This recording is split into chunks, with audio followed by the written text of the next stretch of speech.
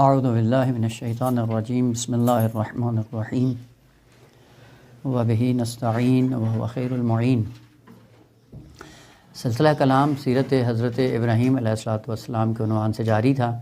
عرض ہوا تھا کہ خداوند عالم نے مختلف امتحانات میں حضرت ابراہیم علیہ السلام کو ڈالا اور حضرت ابراہیم علیہ السلام ہر امتحان میں سرخرو ہوئے اور ہر ابتلا کو بنافع احسن انجام دیا۔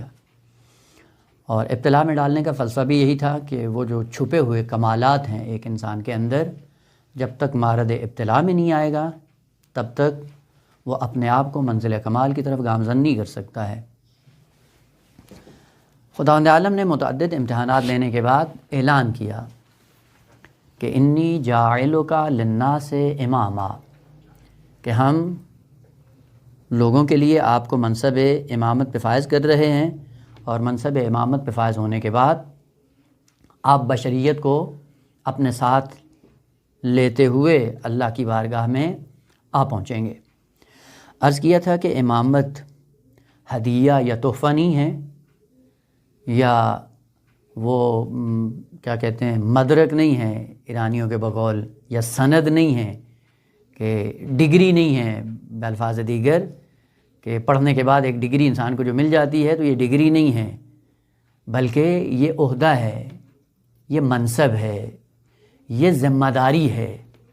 اور ذمہ داری بھی کس لیے دی جا رہی ہے؟ کہ ذمہ داری کی ان کو ضرورت نہیں تھی، بلکہ یہ ذمہ داری اس لیے دی ہے کہ ان کے اندر یہ صلاحیت ہے کہ بھٹکی ہوئی بشریت کو اپنے ساتھ لے کر اللہ کی بارگاہ میں پہنچ سکتے ہیں۔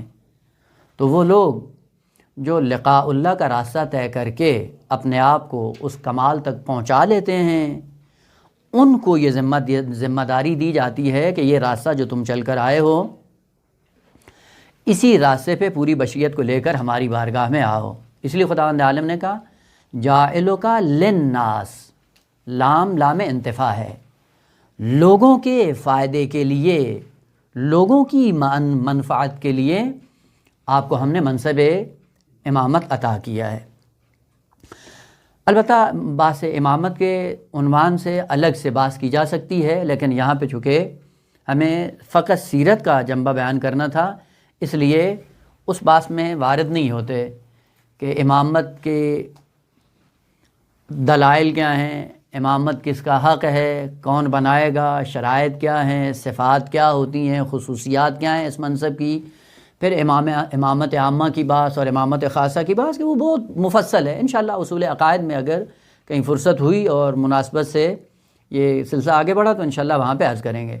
وہ ابھی انتہائی اختصار کے ساتھ، امامت بھی ہدایت کے لیے ہے، نبوت اور رسالت بھی ہدایت کے لیے ہے، یعنی نبی کا کام بھی ہدایت کرنا ہے، رسول کا کام بھی ہدایت کرنا ہے، اور امام بھی ہدایت کرتا ہے۔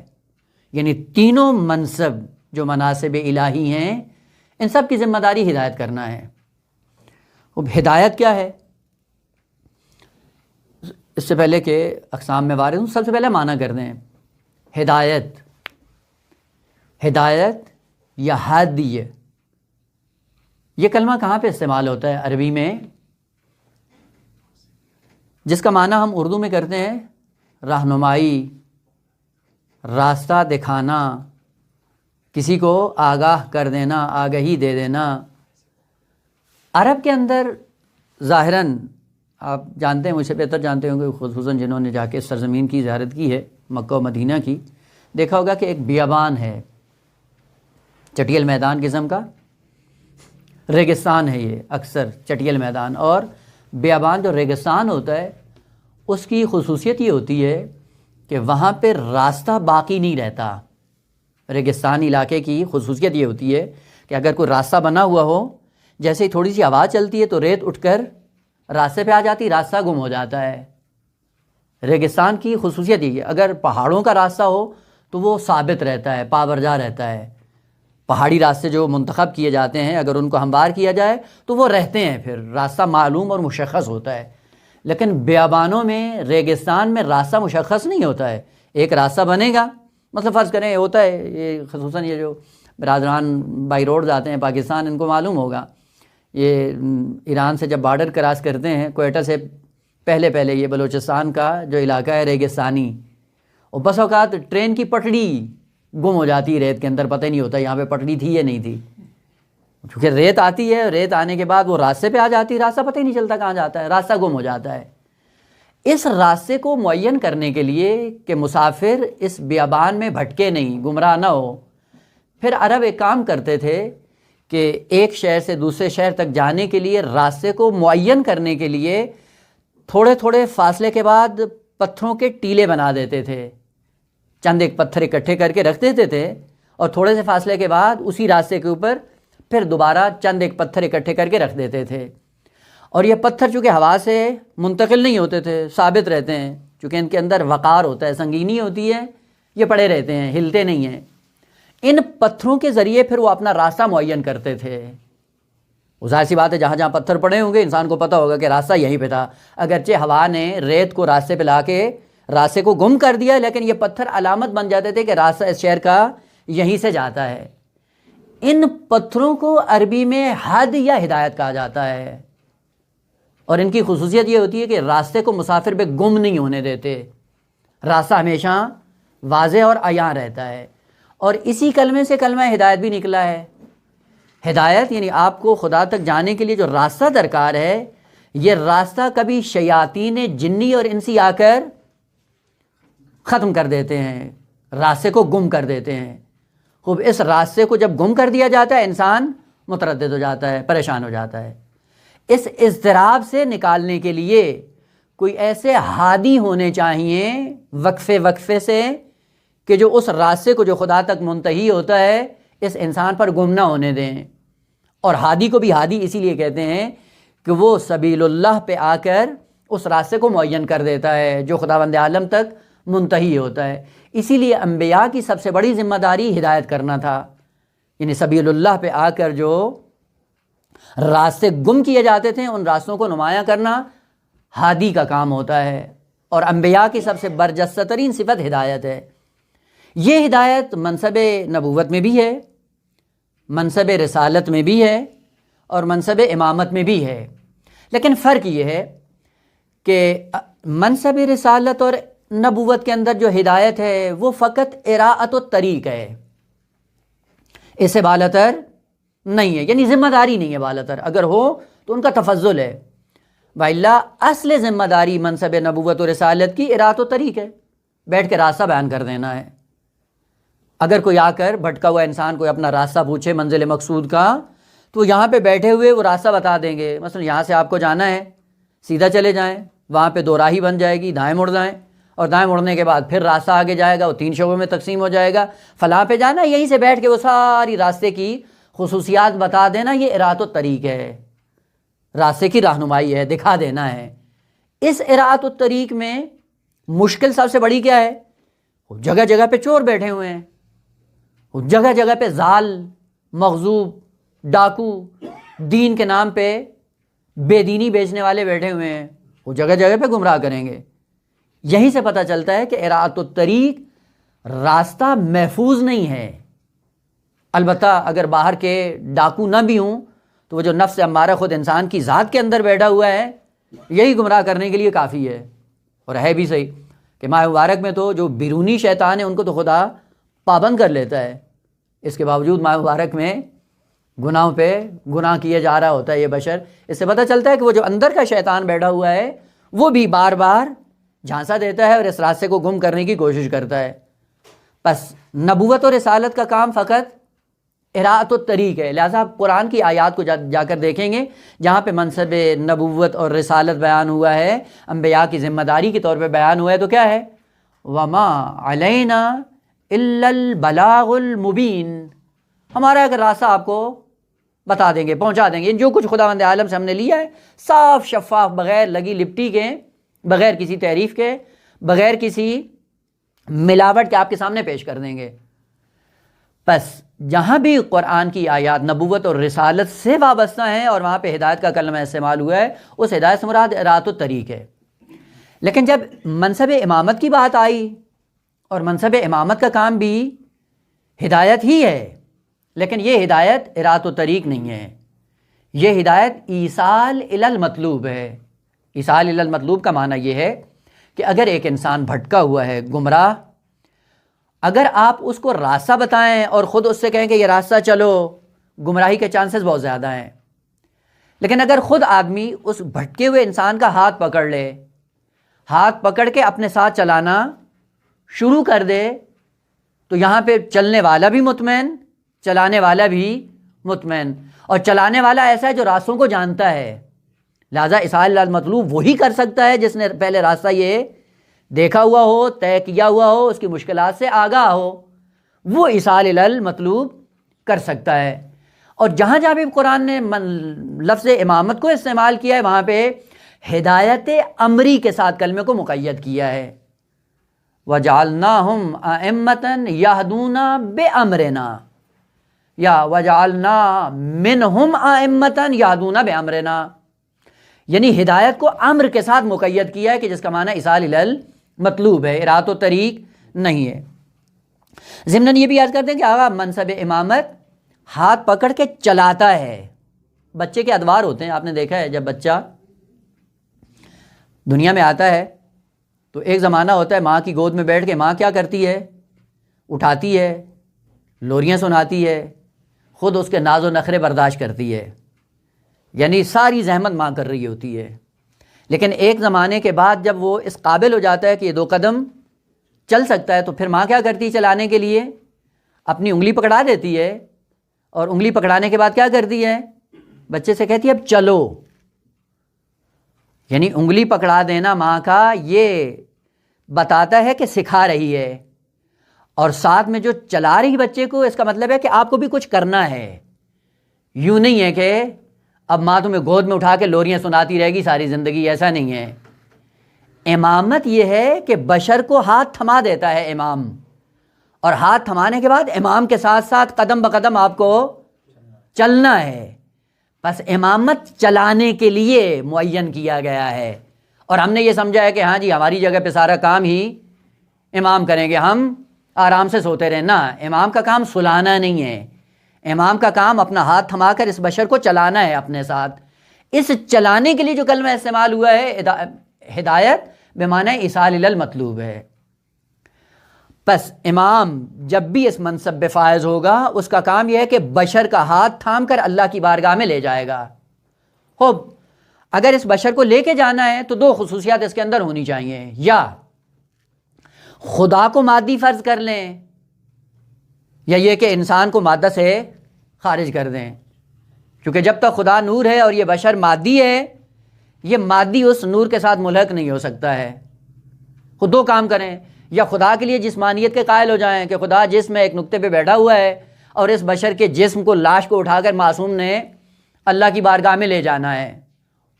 یا پھر دوسری طرف سے یہ کہیں کہ انسان جو مادی ہے، اس مادے کو کہیں نہیں لے کے جانا ہے، اس مادے کے پیچھے ایک نورانی حقیقت ہے انسان کی، جس حقیقت کو معصوم ایصال الی المطلوب کرتے ہوئے اللہ کی بارگاہ میں لے جائے گا۔ اور چونکہ براہین عقلی اس بات پر گواہ ہیں کہ خدا جسم نہیں ہے، خدا حقیقت مجرد ہے، جسم اور جسمانیت اور جسمانی خصوصیات سے خداوند عالم مبرہ اور منزہ ہے، تو پھر یہ بشر جس کو اللہ کی بارگاہ میں لے کے جانا ہے، یہ جسم اور لاش اٹھا کے اللہ کی بارگاہ میں نہیں جائے گا معصوم۔ تو پھر کون سی حقیقت ہے؟ یہیں سے پتہ چلتا ہے کہ جسم اور یہ مادہ اور یہ بدن ہماری حقیقت نہیں ہے۔ جب یہ ہماری حقیقت نہیں ہے، حقیقت اس کے ضمن میں معنوی اور مجرد اور نورانی ہے جو پروان چڑھ رہی ہے، اور وہ حقیقت جو انسان کی بنا میں نوری ہے، وہ جو پروان چڑھ رہی ہے، اس حقیقت کو معصوم اللہ کی بارگاہ میں لے کے جائے گا۔ اور اس حقیقت کو وجود دینے کے لیے 2 ہی چیزیں ہیں، علم اور عمل۔ علم اور عمل سے انسان کی حقیقت بنتی ہے، اور علم اور عمل سے جو حقیقت بنے گی، حقیقت نورانی ہوگی۔ پس علم اور عمل سے جو حقیقت بن رہی ہے انسان کی، اس حقیقت کو معصوم اللہ کی بارگاہ میں پہنچائے گا۔ اور ہر انسان دنیا میں رہتے ہوئے اپنی اپنی حقیقت کو بنانے میں مصروف عمل ہے، اور یہ حقیقت جب نورانی بنے گی، اس حقیقت کو امامت کے سائے میں اللہ کی بارگاہ میں پہنچایا جائے گا۔ اب یہیں سے وہ روایات واضح ہو جاتی ہیں کہ البتہ وہ ایک برائے زمانی ہے، انشاءاللہ حدیث کے اندر اگر ہے تو وہاں پہ عرض کریں گے کہ شب جمعہ یا شب بدھ کو اعمال امام پر پیش کیے جاتے ہیں. یہ ایک برائے زمانی ہے خاص افراد کے لیے، مطلب کو سمجھانے کے لیے، وَإِلَّا 24 گھنٹے انسان کا علم اور عمل اور حقیقت انسانی معصوم کی بارگاہ میں موجود ہے، کوئی پردہ نہیں ہے. اگر انسان کو یہ یقین ہو جائے کہ میرے اعمال پہ کوئی ذات ناظر ہے، حیا کرتا ہے انسان. لیکن ہماری مشکل یہ ہے کہ ہم اس عقیدے پہ یا اس یقین پہ ابھی نہیں پہنچے ہیں کہ ہمارے اعمال پہ کوئی ناظر ہے. اگر بچہ چھوٹا سا ناظر ہو، اس کے سامنے ہم گناہ کرنے کے لیے تیار نہیں ہوتے ہیں. اس حد تک ہم امامت کے منصب کو نیچے گرا دیتے ہیں کہ بچے کے جتنی بھی حیثیت نہیں دیتے ہیں. انسان کی حقیقت علم و عمل سے بنتی ہے، حقیقت نورانی. علم اور اعمال کی دنیا ایسی ہے جو معصوم کے ساتھ ہوتے ہوئے اللہ کی بارگاہ میں جا پہنچے گی. اسی لیے قرآن نے ذکر کیا یوم ندعو کل اناس بامامہم. مومنین سے نہیں کہا کہ مومنین کو امام کے ساتھ محشور کریں گے، اناس پوری بشریت. اسی لیے معلوم ہے کہ امام نار بھی ہے اور امام نور بھی ہے. امام نار کہاں لے کے جائے گا؟ جہاں پہ خود جائے گا. امام نور کہاں کے لے جائے گا؟ جہاں کا وہ خود باسی ہے، رہنے والا ہے، وہیں پہ لے کے جائے گا. پس امامت کا منصب اس لیے دیا جاتا ہے کہ حقیقت انسانی کو اللہ کی بارگاہ میں لے کے جانا ہے، اور اللہ کی بارگاہ میں لے جانے کے لیے منصب امامت کی ضرورت ہے بنام ایصال الی المطلوب. لہذا کوئی بھی بشر اس دنیا میں امامت سے بے نیاز نہیں ہے، یعنی بغیر امامت کے ایک قدم آگے نہیں بڑھ سکتا ہے. اس لیے قرآن نے خوبصورت انداز میں ذکر کیا کہ امامت کی ضرورت فقط یہاں تک نہیں ہے کہ آپ کی دنیا سنوار دے، آپ کا نظام دنیا صاف ستھرا کر دے، عدالت کو برپا کر دے، اور بس پھر امام کی ضرورت ختم ہو جائے گی. قرآن نے ذکر کیا کہ امامت کی کب تک آپ کو ضرورت ہے؟ جب تک بشر کا آخری فرد اللہ کی بارگاہ میں نہیں پہنچ جاتا، تب تک یہ منصب جاری و ساری رہے گا. لہذا دنیا سے بڑھ کر آخرت میں امامت کی ضرورت ہے. دنیا کے راستے ایسے ہیں جو چلے جا سکتے ہیں، لیکن آخرت کی وادیاں ایسی ہیں جو چلنا انسان کے لیے ممکن نہیں ہے. وہاں پہ امامت کی کہیں زیادہ ضرورت ہے، لیکن اس فرق کے ساتھ کہ جب دنیا کے راستے چلتے ہیں اس کو عربی میں سیر کہا جاتا ہے، اور جب آخرت کے راستے چلنے اسے سلوک کہا جاتا ہے. سلوک بھی چلنا ہے، سیر بھی چلنا ہے.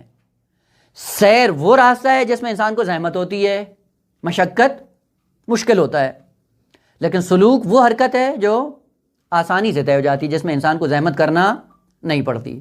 مثلا آپ گھر سے نکلتے ہیں، اسٹاپ تک آتے ہیں، اور فرض کریں کہ آپ کا گھر بس اسٹاپ سے دور ہے، تو مختلف گلیوں سے ہوتے ہوئے اگر سردی کا موسم بھی ہو اور گرم لباس بھی نہ ہو تو وہ تھوڑا سا راستہ چل کر آنا انسان کے لیے قیامت خیز ہوتا ہے.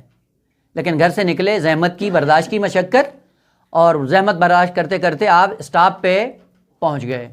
یہ جو اسٹاپ پہ پہنچے ہیں اس کو کیا کہا جائے گا عربی میں؟ سیر. زحمت کے ساتھ آپ نے اپنے آپ کو گامزن کیا، اسٹاپ پہ پہنچ گئے. جیسے اسٹاپ پہ آئے، انتظار کی، وہاں پہ بس آ گئی.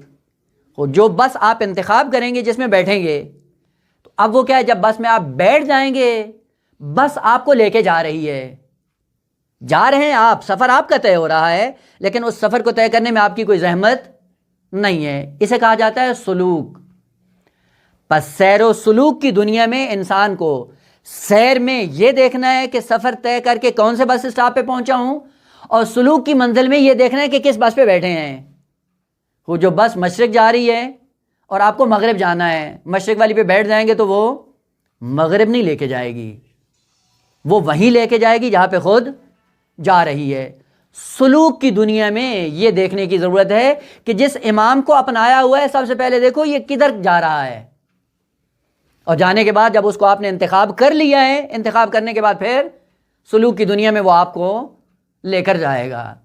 اسی لیے دیکھا جاتا ہے کہ سب سے پہلے اس امام کا انتخاب جس کے سائے میں آپ کو سلوک کی منزلیں طے کرنی ہیں، اس کو پہلے معین کر لو کہ کل ایسا نہ ہو کہ یا لیتنی لم اتخذ فلانا خلیلا، پھر وہاں پہ یہ کام نہیں آئے گا. یہ کاش کاش کرنا، یہ کاش کاش کرنے سے کوئی مسئلہ حل نہیں ہوگا.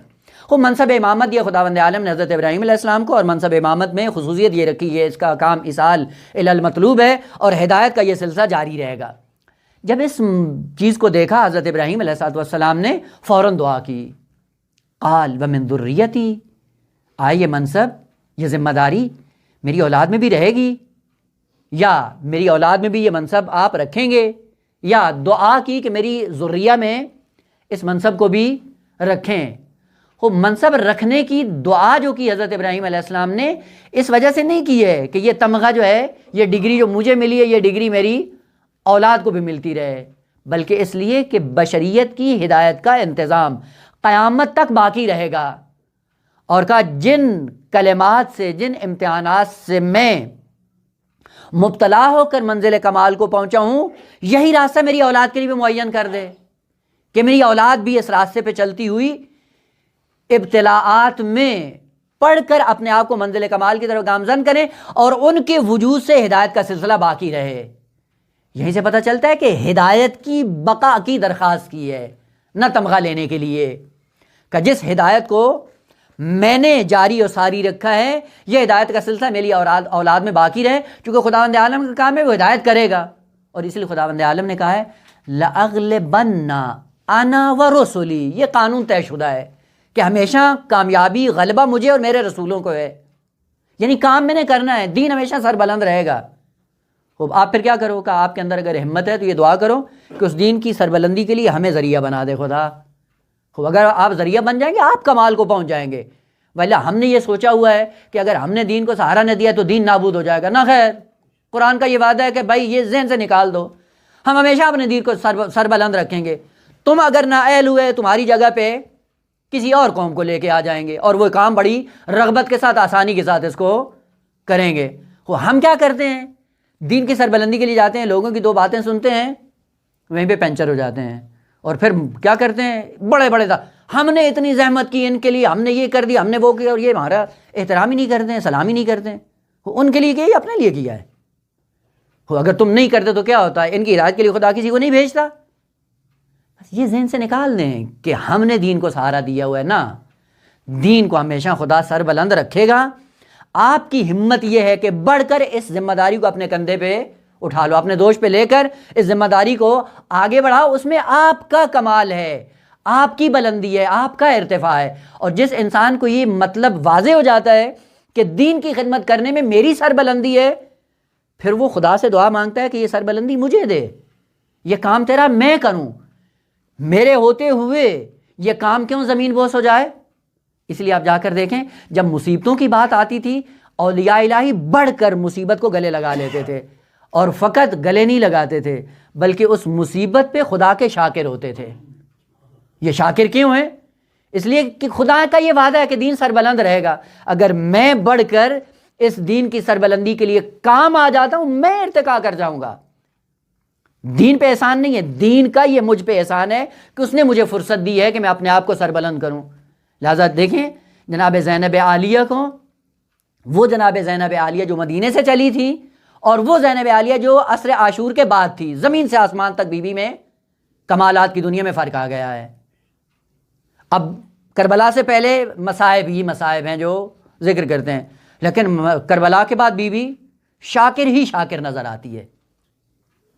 یعنی آج وہ کام جو بی بی نے کر دکھایا کہ دین زمین بوس ہو رہا تھا، زمین کو سہارا دیا، دین کو سہارا دیا، اور دین کی سربلندی کے لیے اپنے آپ کو استعمال کیا انہوں نے، اور اپنے آپ کو منزل ارتقاء پہ پہنچایا۔ جب منزل ارتقاء اور کمالات کے قلے پہ پہنچ گئے، اب ان کی زبان پہ جو نعرہ ہے وہ کیا ہے؟ ما رأیت منہ الا جمیلا، سوائے زیبائی اور خوبصورتی کے میں نے دیکھا ہی نہیں۔ یہ وہ لوگ ہیں جو دین کی سربلندی کا سبب بن کر اپنے آپ کو منزل کمال پہ پہنچاتے ہیں، اور یہ خدا کا وعدہ ہے، اگر تم نہیں کرو گے کوئی اور قوم آ جائے گی، وہ یہ کام کرے گی، اور یہ کام ہم نے لینا ہے، ایک بات، اور اپنے دین کو سر بلند رکھیں گے، دو، اور اسی دین کو سر بلند رکھیں گے انہی افراد کے سائے میں، یعنی انسانوں کے ذریعے دین کو سر بلند کریں گے، یہ بھی ہمارا وعدہ ہے۔ پس دین سر بلند ہوگا انسانوں کے ذریعے، ہمیشہ سر بلند ہوگا، کبھی زمین بوس نہیں ہونے دے گا خدا اس کو۔ اس سے بہتر کہ انسان خود پیش قدم ہو جائے، بڑھ کر دین کے لیے سہارا بن جائے، اور دین کو سہارا دے کر اپنے آپ کو منزل ارتقاء کی طرف گامزن کر دے۔ بس حضرت ابراہیم علیہ السلام نے بھی جو دعا اپنی ذریہ کے لیے مانگی ہے، وہ اس لیے مانگی تھی کہ ذریہ میری کو یہ فرصت عطا کر کہ وہ تیرے دین کا سہارا بنے اور دین کی سربلندی کے لیے اپنی زندگی کو خرچ کرتے ہوئے خود اپنے مکلہ کمال کو جا پہنچیں۔ خداوند عالم نے جواب کیا دیا؟ قال لا ینال عہدی الظالمین۔ یہاں پہ تھوڑی سی طلبگی بات ہے، لا ینال عہدی الظالمین، ظالمین مفعول ہے، عہدی فاعل ہے ینالو کا، اور یہ ینالو البتہ ضمناً عرض کر دوں ذہن میں رہے یہ چیز، لفظ نالا ینالو یہ معنی یمنو کے وزن پہ ہے، نالا ینالو معنی یمنو کے وزن پہ اجوف واوی کا باب ہے۔ عربی میں جب یہ استعمال ہوتا ہے تو کئی حروف کے ساتھ متعدی ہوتا ہے اور کبھی بغیر حروف کے متعدی ہوتا ہے۔ اس کا معنی ہوتا ہے کسی چیز کو پا لینا، دریافت کرنا، کسی حقیقت کو ادراک کر لینا، پا لینا۔ لیکن یہی کلمہ جب من حرف جار کے ذریعے متعدی ہوتا ہے تو معنی اس کا بدل جاتا ہے۔ من کے ساتھ جب متعدی ہوتا ہے بلا فاصلہ، اس وقت اس کا معنی ہوتا ہے گالی دینا، دشنام دینا، سرزنش کرنا، مذمت کرنا، کسی کی توہین کرنا، کسی کی توبیخ کرنا۔ بس یہ دقت رہے، اگر بغیر حرف من کے استعمال اس کا معنی ہے پانا، اور اگر من کے ساتھ متعدی ہو معنی بھی اس کا بدل جاتا ہے، گالم گلوچ، سرزنش، توبیخ، مذمت کرنا ہو۔ لا ینالو من کے ساتھ یہاں پہ متعدی نہیں ہوا، لا ینالو عہدی، یہ میرا عہدہ نہیں پہنچے گا، کس کو؟ ظالمین کو۔ اس کا مطلب ہے عہدہ وہاں سے چلتا ہے، اسی لیے عہدی کو فاعل بنایا ہے، یعنی عہدہ وہاں سے حرکت کرے گا، اللہ خداوند متعال کی ذات سے یہ عہدہ چلے گا، اور چلتے چلتے آئے گا کہاں پہ؟ فقط محسنین تک پہنچے گا، ظالمین کو یہ عہدہ نہیں پہنچے گا۔ یہیں سے پتہ چلتا ہے کہ عہدہ حرکت کر کے، منصب حرکت کر کے، ذمہ داری وہاں سے چل کر آتی ہے اور انسان تک پہنچتی ہے۔ انسان چل کر عہدے پہ نہیں پہنچتا ہے، اگر انسان چل کر عہدوں پہ پہنچتا تو یہ راستہ سارے کا سارا قیامت تک باقی رہتا، یعنی بشریت کے اندر یہ سلسلہ جاری رہتا۔ کسی زمانے میں بھی یہ ممکن تھا کہ انسان حرکت کر کے اس عہدے تک جا پہنچتا، لیکن خدا نے یہ روک دیا ہے کہ انسان جتنا بھی حرکت کرتا رہے یہ عہدوں تک نہیں پہنچے گا، بلکہ عہدے ہیں جو خداوند عالم کی طرف سے نازل ہو کر انسان تک پہنچتے ہیں۔ اپنا جس طرح کہتے ہیں نا طلبہ کی اصطلاح میں، ضمیر اپنا مرجع ڈھونڈ لیتی ہے۔ عہدہ جب اللہ سے چلتا ہے آتا کہاں پہ ہے؟ جس شخصیت کے اندر قابلیت ہوتا ہے وہیں پہ آ کے رک جاتا ہے۔ بس عہدے اللہ کی طرف سے حرکت کر کے بشریت کے افراد تک آتے ہیں، اور اس کی خدا نے نشاندہی کر دی، اور کون سے ہیں؟ کہ وہ جو محسن ہوں گے ان تک یہ عہدہ پہنچ جائے گا، جو ظالم ہوگا وہاں تک یہ عہدہ کبھی آئے گا ہی نہیں۔ پس لا ینالو نہیں پہنچے گا، یہاں پہ وجد کے معنی ہے، پانے کے معنی میں، یعنی ظالمین اس عہدے کو نہیں پا پائیں گے اور یہ عہدہ ان تک نہیں پہنچے گا۔ لیکن جب من کے ساتھ یہ کلمہ متعدی ہوگا تو سرزنش کے معنی میں ہے، اور سورہ مبارکہ کی آیت نمبر 120 ہے، وہاں پہ یہی کلمہ بہنی استعمال ہوا ہے جس کا معنی سرزنش، مذمت اور توبیخ ہے۔ وَلَا يَنَالُونَ مِنْ عَدُوٍّ نَيْلًا، وہاں پہ لا ینالون ہے کلمہ سورہ مبارکہ توبہ آیت نمبر 120 میں، کہ تم نے کیا زخم زبان کھایا ہے دشمن سے، یعنی دین کے مسئلے میں تم نے کون سی زحمت اٹھائی ہے؟ آج جو بڑے بن بیٹھے ہوں، کیا دین کی خدمت کی ہے؟ کوئی زخم کھایا ہے، کوئی گالی کھائی ہے دین کے مسئلے میں، یا کہیں بے عزتی کروائی ہے دین کے مسئلے میں تم نے؟ وہ اتنے بڑے بڑے جو ادعا کرتے ہو، کیا کھایا ہے تم نے، کیا پایا ہے؟ اور ہوتا ہے انسان دین کے لیے کرتا کچھ نہیں ہے، دین سے لینے کے لیے بہت زیادہ بیٹھا ہوتا ہے۔ لا ینالون من عدو، دشمن سے تم نے کیا پایا ہے؟ پایا مانا یہاں پہ نہیں، یعنی دشمن سے کون سا زخم زبان کھایا ہے تم نے؟ کون سے دشمن نے تمہاری مذمت کی ہے، توبیخ کی ہے، بے عزتی کی ہے کہ آج تم طلبکار بنے پھر رہے ہو؟ یا دوسرا نمونہ جو نیت البلاغہ میں ہے، اور یہاں پہ مترجمین نے کیا کہیں کہ تھوڑا بہت سالنگاری سے کام لیا ہے۔ خطبہ امیر المومنین کا نیت البلاغہ میں، جس میں خلیفہ اول و دوم اور سوم کی کہانی بیان کرتے ہوئے ان کے حالات ذکر کر رہے ہیں۔ پہلے دو کے حالات ذکر کی، جب تیسرے پہ پہنچے تو تیسرے کو مخاطب کر کے کہتے ہیں وَنِلْتَ مِن سِحْرِهِ مَا لَمْ يَنَالَا، نلتا یہی نالا ینالو سے ہے، نلتا من سحرِهِ مَا لَمْ يَنَالَا، سب نے ترجمہ یہی کیا ہے کہ تو نے شرف دامادی پایا پیغمبر کا، معلم ینالا جو ان دونوں کو حاصل نہیں تھا، نلتا تو نے پایا، من سحر ہی، سحر دونوں کے لیے استعمال ہوتا ہے، داماد کے لیے بھی ہوتا ہے کلمہ یہ استعمال، سسر کے لیے بھی ہوتا ہے، یعنی تو داماد پیغمبری کا شرف اور داماد پیغمبر بننے کا شرف تو نے پایا جو ان دونوں کو حاصل نہیں تھا۔ خوب اتنی عربی آتی تھی امیر المومنین کو، جب یہ کلمہ نالا یا نالو من کے ساتھ متعدی ہوتا ہے معنی بدل جاتا ہے۔ اس کا معنی یہ نہیں ہے کہ تجھے دامادی کا شرف ہے، نہ، وَنِلْتَ مِن سِحْرِهِ، تو نے داماد پیغمبر کو وہ ستایا اور وہ اذیت دی معلم ینالا جو ان دونوں نے نہیں کیا یہ کام۔ اب نلتا من سحرِهِ، من کے ساتھ متعدی ہو رہا ہے، معنی اس کا بدل جائے گا، یعنی تو نے وہ توہین کی اور وہ اذیت کی داماد پیغمبر کو، کہ مراد خود ہے امیر المومنین، یعنی داماد پیغمبر کو تو نے اتنا ستایا معلم ینالا جو ان دونوں نے کام نہیں کیا تھا، اور تو نے حدیں کراس کر دی، عزت اور آبرو کے دائرے کو اتنا پھلانگ دیا کہ جو دونوں کو جرأت نہیں ہوئی تھی۔ اور آپ کو پتہ ہے کہ فقط جناب ابو ذر تبعید نہیں ہوئے مدینہ کی سرزمین سے، اگر تاریخ کا مطالعہ کریں تو اس خلیفہ سیووں نے امیر المومنین کو بھی مدینہ سے تبعید کیا اور مدینہ سے باہر نکال دیا تھا، یعنی اتنی جرأت اس نے کی جو پہلے دو خلیفوں کے اندر نہیں تھی۔ وَنِلْتَ مِن سِحْرِهِ، تو نے داماد پیغمبر کو وہ ستایا معلم ینالا جو پہلے دونوں نے یہ کام نہیں کیا۔ پھر جب معنی صحیح کریں گے حقیقت واضح ہو جاتی ہے۔ اب پھر یہ نہیں ہے کہ تمہیں دامادی کا شرف ہے اور پھر وہ نہیں ہے اور پھر رسول کی 4 بیٹیاں ہیں اور پھر جواب نہیں دے پاتے ہیں کہ نہج البلاغہ میں امیر المومنین نے کون سا کلام ضمن یہ بات آئی۔ خوب حضرت ابراہیم علیہ السلام کو خداوند عالم نے منصب امامت دیا، منصب امامت دینے کے بعد خداوند عالم سے خدا کی بارگاہ میں دعا کرتے ہیں کہ یہ سلسلہ ہدایت کا میری ذریہ میں باقی رہے۔ سوال یہ کہ یہ منصب امامت دینے کے بعد داستان تقریباً اپنے اختتام کو ہے، اتنے ابتلاعات حضرت ابراہیم علیہ السلام کے لیے رونما ہوئے اور ہر ابتلاء میں حضرت ابراہیم علیہ السلام سرخرو ہوئے، منصب امامت مل گیا۔ خوب منصب امامت ملنے کے بعد حضرت نے اللہ کی بارگاہ میں دعا کی، دعا مستجاب بھی ہو گئی، لیکن دائرہ اس کا مشخص کر دیا کہ ملے گا یہ عہدہ ہماری طرف سے، لیکن ملے گا کس کو؟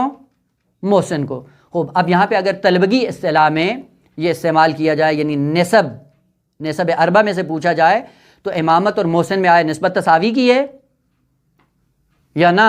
اصل نسبت تساوی کی نہیں، یعنی جو بھی محسن ہوگا اس کو مل جائے گا؟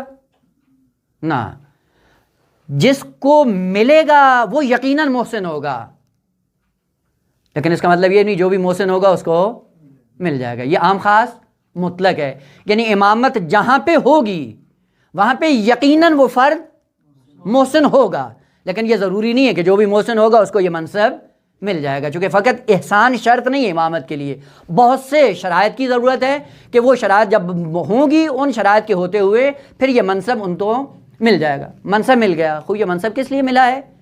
یہاں سے وہ رخ چینج ہو جاتا ہے سیرت ابراہیم علیہ السلام کا، اور وہ یہ ہے کہ منصب امامت فقط اس لیے نہیں دیا ہے کہ منصب امامت دے کر یہ یہیں پہ بساط کو سمیٹ دیا جائے، یہ ساری زندگی حضرت ابراہیم علیہ السلام کی تقریباً جو روایات میں ہے 200 سال تک زندہ رہے، اور منصب امامت جو ملا ہے وہ تقریباً 120 یا 130 کے لگ بھگ اس منصب پہ فائز ہوئے ہیں۔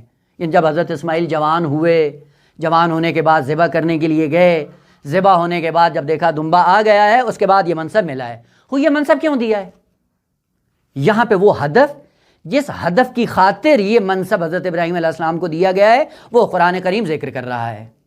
سورہ مبارکہ بقرہ آیت نمبر 125، وَإِذْ جَعَلْنَا الْبَيْتَ مَثَابَةً لِلنَّاسِ وَأَمْنًا، ہدف یہ تھا کہ امامت کیوں دی جا رہی ہے؟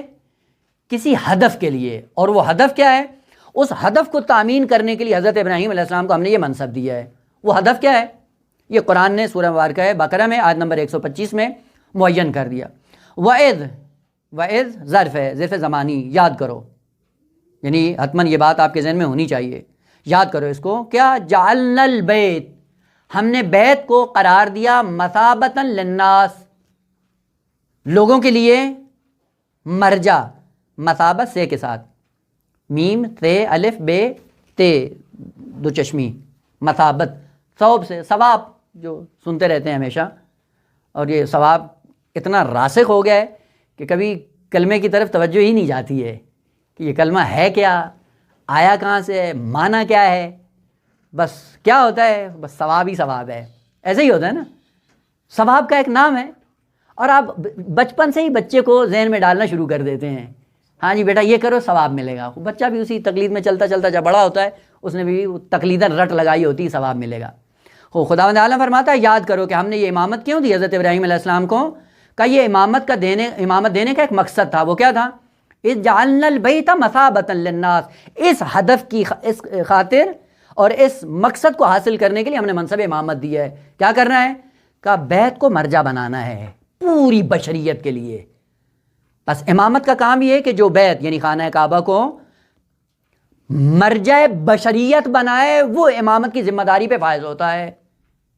وَإِذْ جَعَلْنَا الْبَيْتَ، ہم نے بیت کو قرار دیا کیا؟ مثابت مرجع، جائے پناہ گاہ. پوری بشریت کا نقطہ آغاز کیا ہے؟ کہ یہی کعبہ ہے. اور پوری بشریت کا نقطہ ارجاع کیا ہے؟ وہ بھی خانہ کعبہ ہے. اسی لیے خانہ کعبہ کے لیے خداوند عالم نے کسی کو ملکیت نہیں دی اس زمین کی. یہ پوری بشریت کے لیے، کوئی اس کا مالک نہیں ہے. حتیٰ یہ بھی تاریخ کا المیہ ہے کہ مکہ کی سرزمین پہ جو گھر ہوتے تھے ان کے دروازے نہیں ہوتے تھے. دروازے کیوں نہیں ہوتے تھے؟ کہ اس لیے کہ کسی کے باپ کی ملکیت نہیں ہے، گھر کسی کا نہیں ہے. کس کا ہے؟ جو بھی مومن اور مسلمان آئے گا سب کے لیے. سواء العاکف فیہ والباد، سب کے لیے برابر ہے. جو وہاں کا رہنے والا ہے اس کے لیے بھی، اور جو باہر سے آتا ہے، بادیہ نشین دیہاتی، یعنی جو دور نقطہ ہے دور دراز سے آتا ہے، کہ سب کے لیے برابر ہے. اس لیے کسی خاص طبقے کی یہ ملکیت نہیں ہے، یہ اللہ کا گھر ہے. اور اللہ کا گھر اس نے امن قرار دیا ہے فقط مومنین کے لیے. کا نا مثابۃ للناس. صاحبان علم میں مثابت میں تا مبالغہ ہے، تا تانیث کی نہیں ہے. مثاب یعنی مرجع، تا مبالغہ یعنی بار بار پلٹ کے آپ کو یہیں پہ آنا ہے. اور آپ کو پتہ ہے کہ انسان، البتہ یہ کیا کہتے ہیں، یہ وہ چیزیں ہیں جن کو ادراک کیا جا سکتا ہے، بیان کرنے سے انسان قاصر ہوتا ہے. البتہ جو حج پہ گئے ہیں انہوں نے شاید یہ محسوس کیا ہو کہ جب بھی انسان خانہ کعبہ میں آتا ہے احساس امنیت پیدا کر لیتا ہے اپنے اندر، ایسا لگتا ہے اپنے وطن میں آ گیا ہے. البتہ جو گئے ہیں وہ بتاتے ہیں، ہم نے تو یہ تجربہ عملی ہمارے لیے نہیں ہے، اگر خدا نے کبھی یہ توفیق دی تو پتہ چلے گا کہ یہ واقعیت ہے یا نہیں ہے. لیکن یہ کہ مثابۃ للناس ہے، یہ مرجع ہے، یعنی آپ کی بازگشت وہیں پہ ہوگی. مثابت، ثواب، ثواب، یہ کیا ہے؟ تھوڑا سا اس کو آج کھول دیں گے پتہ چل جائے کہ ثواب کیا بلا ہوتی ہے، اور ثواب کرتے کرتے انسان کہاں جا پہنچتا ہے. لفظ ثوب عربی میں کہاں پہ استعمال ہوتا ہے؟ وہ دھاگا جس کو انسان خاص ہدف کے تحت بننا شروع کرتا ہے اور اس سے کوئی کپڑا بنانا شروع کرتا ہے، اس کو کہا جاتا ہے ثواب یا ثوب یا مثابت. یعنی دھاگا لیا، دھاگے کے بعد آپ نے اس سے ایک آپ خاص نقشے کے تحت کپڑا بننا شروع کر دیا، تو جو بنتے جا رہے ہیں اس کو کیا کہا جائے گا؟ ثواب یا مثابت. سوال، ایک آدمی ہے جو کھدر کا کپڑا بناتا ہے، دھاگا بھی وہی ہوگا نا، وہ جیسا دھاگا ہوگا ویسے لباس ہوگا. جیسا جیسا دھاگا ہوگا جس سے آپ بناتے جائیں گے کپڑا، تو کپڑا بھی وہی بنے گا. کا جو بناتے جائیں گے پلٹ کے آپ کو پہننا بھی وہی ہے. جیسا دھاگا ویسا لباس، ویسا کپڑا، اور پلٹ کر وہ انسان کا لباس بن جائے گا. پس ثواب کی حقیقت کیا ہے؟ کہ جو کچھ تم کر رہے ہو اپنے لیے لباس آمادہ کر رہے ہو. قیامت میں آؤ گے تو کیا ہوگا؟ تمہارے اعمال سے ہم نے کپڑا بنا رکھا ہے، اور جو تم نے ہی دھاگا بھیجا ہے اس دھاگے سے لباس بنتا جا رہا ہے، اور لباس بننے کے بعد آپ کو وہاں پہ جا کے پہنا دیا جائے گا. وہ جس نے ریشم کے دھاگے سے لباس بنایا خوبصورت ہوگا، اور جس نے کھدر سے بنایا ہے تو کاٹتا رہے گا. اور بعض ہیں جو پشم سے، بعض ہوتے ہیں نا پشم، یہ جو جانوروں کی نکالتے ہیں اور اسے جب بناتے ہیں جیسے ہی جسم پہ آتا ہے جسم انسان کا چھلنی ہونا شروع ہو جاتا ہے، خارش کرتا کرتا انسان تھک جاتا ہے. یہ کیا ہے؟ وہ جیسا دھاگا تھا ویسا لباس ہے. پس لفظ ثواب وہ نتیجہ ہے، وہ مرجع ہے آپ کے عمل کا. جیسا آپ کا عمل تھا ویسے آپ کا لباس بن رہا ہے. اب ذہن میں رکھیں ہر چیز میں ثواب کیا ہوتا ہے کہ جو عمل کر رہے ہو یہ عمل سے تمہارا لباس تیار ہو رہا ہے. اور یہ ثواب فقط اعمال خیر کے لیے نہیں ہے، یہ اعمال سیئہ کے لیے بھی لفظ ثواب قرآن نے استعمال کیا. البتہ مادہ وہاں پہ چینج کر دیا ہے، مادہ باب تفعیل کا ہے. هل ثوب الکفار ما کانوا یفعلون. آیا کفار کو ثواب نہیں دیا جائے گا؟ دیا جائے گا. وہ ثواب کیا ہے؟ کما یفعلون، جو انہوں نے انجام دیا ہے. پس جو انجام دیا تھا عمل وہ بنا ہے دھاگا، اس دھاگے سے بنتا ہے ثوب، اور ثوب سے بنتا ہے انسان کا لباس، اور اس لباس میں ہمیشہ کے لیے انسان کو رہنا ہے. جیسا دھاگا بھیجا ہے ویسے کپڑا بنے گا، اور وہی کپڑا پلٹ کر انسان کا لباس بن جائے گا. پس ثواب کی حقیقت بھی بازگشت کرتی ہے کس بات کی طرف کہ ہر عمل انسانی دھاگا کہلاتا ہے، اور اس دھاگے کو جوڑنے میں، ترتیب دینے میں آپ کا ایک خاص نقشہ ہوتا ہے. مثلا اینٹیں پڑی ہوئی ہیں، اینٹوں سے جب آپ گھر بناتے ہیں تو گھر کس سے بنا ہے؟ اینٹوں سے. لیکن بنا کس طرح ہے؟ جو آپ نے نقشہ آپ کے ذہن میں جو تھا اس نقشے کے مطابق آپ نے اس کو آمادہ کیا. آمادہ کرنے کے بعد اب کیا ہے کہ اسی گھر میں آپ کو رہنا ہے. اچھا بنا ہے تو بھی رہنا ہے، برا بنا ہے تو بھی رہنا ہے. کیوں؟ چونکہ خود آپ کا اپنا عمل ہے، آپ نے خود تیار کیا ہے. وہ کپڑا جیسے آپ نے بنا ہے اسی کپڑے کو لباس کے طور پہ آپ کو پیش کر دیا جائے گا. لہذا قرآن نے جب لفظ ثواب استعمال کیا کہ ثواب اعمال کو بننے کا نتیجہ جو ظاہر ہوگا وہ ثواب کے طور پہ انسان کو دے دیا جائے گا. پس لفظ ثواب ہمیشہ کار خیر میں نہیں ہوتا. هل ثوب الکفار ما کانوا یفعلون، کفار کو بھی ثواب دیا جائے گا. تعجب، آج تک تو سنتے تھے کہ ثواب فقط اچھائیوں میں ہوتا ہے. نہ، قرآن جب پڑھیں گے قرآن بتاتا ہے کہ نہ، دونوں کے لیے، کفار کے لیے بھی ثواب ہے اور مومنین کے لیے بھی ثواب ہے. پس ثواب وہی اعمال کو اس طرح سے ترتیب دینا کہ انسان کے لیے لباس کی حیثیت پیدا کر جائے، اور وہ لباس ایسا ہوگا جس میں دائماً ابداً ہمیشہ کے لیے آپ کو اس لباس کے اندر زندگی گزارنی ہے. خوب لباس اگر استبرق کا ہے، اگر ابریشم کا ہے، اور اگر رحمت الہی کا ہے، عمل صالح کا ہے، عمل حسن کا ہے، عمل خیر کا ہے، تو وہ لباس انسان کے لیے لباس احسن بن جاتا ہے. اور وہ لباس احسن جب انسان اپنے تن پہ اوڑھتا ہے اس کے بعد راحتی محسوس کرتا ہے، زجر نہیں ہوتا، تھکاوٹ نہیں ہوتی، اکتاتا نہیں ہے.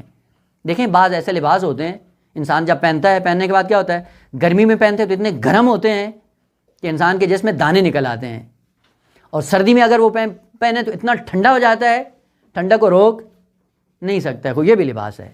لیکن لباس انسان موسم کے اعتبار سے جب انتخاب کرتا ہے، وہ انتخاب حسن ہوتا ہے، انسان کا بدن محفوظ رہتا ہے. لباس جب مہین انتخاب کرتا ہے گرمی میں، وہ گرمی سے بچ جاتا ہے. اور اگر خوبصورت لباس گرم انتخاب کرتا ہے تو سردی سے بچ جاتا ہے. بس گرمی سردی سے بچنے کے لیے ہمارے پاس اتنا شعور ہے کہ لباس ایسا آمادہ کرنا ہے جس سے انسان محفوظ رہے. تو جو ابدی سفر ہے جس میں آپ کو ہمیشہ کے لیے رہنا ہے، ان کے خطرات سے محفوظ رکھنے کے لیے کون سا ثواب آمادہ کیا ہے؟ پس ثواب وہ ریشہ ہے، وہ دھاگا ہے جس سے انسان کا لباس بنے گا، اور لباس بننے کے بعد انسان کے تن پہ چڑھا دیا جائے گا، اور دیکھا جائے گا کہ کون سا عمل آپ نے انجام دیا جس کے سائے میں آپ کے لیے ہم نے یہاں پہ لباس آپ کے لیے تیار کر رکھا ہے. بس آپ کے آنے کی ضرورت ہے، جیسے ہی آئے وہ آپ کو پیش کر دیا جائے گا. اور قرآن نے یہ ذکر کیا ہے وَأُزْلِفَتِ الْجَنَّةُ لِلْمُتَّقِينَ، تم اپنا لباس اور ثواب آمادہ کر رہے ہو، اور جس دن ملک الموت تمہیں بلا کر ہماری بارگاہ میں لے آئے گا، اُزْلِفَتِ الْجَنَّةُ لِلْمُتَّقِينَ، جنت کو اٹھا کر آپ کے سامنے رکھ دیا جائے گا. یہ جنت کیا ہے؟ یہ ثواب ہے. یہ جنت ثواب جو آپ نے آمادہ کیا ہے اس کو اٹھا کر آپ کے سامنے پیش کر دیا جائے گا. اور دوسروں کے لیے بھی وَجِيءَ يَوْمَئِذٍ بِجَهَنَّمَ، خوب جو جہنمی جائے گا وہاں پہ کہ اس کے لیے بھی ثواب ہم نے آمادہ کر رکھا ہے. جیسے ہی آئے گا اس جہنم کو اٹھا کر اس کے سامنے پیش کر دیا جائے. کیا ہے کہ یہ تیرا ثواب ہے جو تو نے دنیا میں اپنے اعمال کے سائے میں اپنے لیے لباس آمادہ کیا تھا، وہ تیار ہو کر آج اپنی منزل کمال پہ جا پہنچا ہے، اور یہ آپ کے لیے آمادہ پڑا ہے. خوب قرآن نے کیا ذکر کیا کہ ہم نے یہ امامت کا منصب اس لیے دیا تھا کہ یہ خانہ کعبہ مثابتاً للناس بن جائے، آمادہ ہو جائے. یہ جائے گا، یہ کعبہ آمادہ ہو، تیار ہو کس کے لیے؟ یہ پناہ گاہ بنے پوری بشریت کی. اور ایک دن آنے والا ہے انشاءاللہ کہ جس میں یہی نقطہ زمین جس پہ کعبہ ہے یہ پوری بشریت کا ملجا اور مرجع بنے گی۔ درست ہے کہ انبیاء نے اپنی اپنی جگہ پہ محنتیں کی، لیکن طاغوت اور فرعون زمانہ جن لوگوں نے اس نقطے کو مرجعیت کے طور پہ بشریت کے لیے عام نہیں ہونے دیا، ایک زمانے تک خداوند عالم اس سلسلے کو جاری رکھے گا، لیکن ایک زمانے کے بعد جب پیغمبر اکرم کی نسل سے وہ آخری آئے گا، اس دن یہ اس آیت کا مصداق دنیا میں پیدا ہو جائے گا۔ وَجَعَلْنَا الْبَيْتَ مَثَابَةً لِلنَّاسِ، پوری بشریت کے لیے نقطہ امن بن جائے گا۔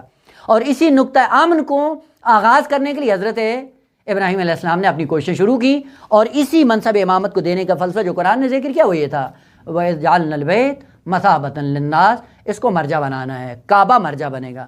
سلسلہ کلام جاری ہے کہ کعبہ کو کعبہ کیوں کہتے ہیں اور کیوں حضرت ابراہیم علیہ السلام کو اس نقطے پہ لا کر کھڑا کیا